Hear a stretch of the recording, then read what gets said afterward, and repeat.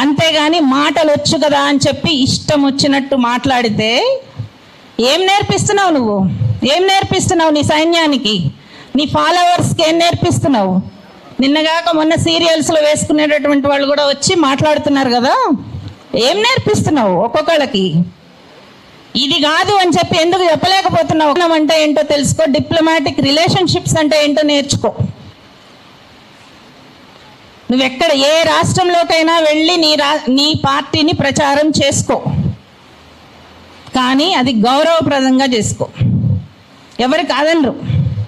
కానీ ఈరోజు నీ సైన్యం, జన సైన్యం అని పేరు పెట్టుకున్నావు కదా, ఆ జన సైన్యం మాట్లాడుతున్నటువంటి మాటలు మీరెవర్రా అసలు? మా వెన్నెలను అనటానికి ఎవరు మీరు? మా గద్దరన్న బిడ్డను అనడానికి మీకు ఎంత ధైర్యం? అసలు DNA టెస్ట్ చేస్తానంటాడా ఒకడు వెన్నెలకి? ఏం మాట్లాడుతున్నావురా నువ్వు? నీకు అసలు తెలుసా అసలు ఏం మాట్లాడుతున్నావో? అట్లాంటి వాళ్ళకి జ్ఞానం ఇవ్వు, కొంచెం చెప్పు, బుద్ధి చెప్పు. అన్నలాగా చెప్తావో, తండ్రిలాగా చెప్తావో, లేకపోతే ఇంకే రకంగా చెప్పుకుంటావో, అలా మాట్లాడకూడదని చెప్పు. చెప్పలేకపోతే గనక అన్నీ కట్టబెట్టుకుని గోదావరిలో కలుపుకుంటావో ఏం చేస్తావో అది మీ ఇష్టం. కానీ ఇది కాదు.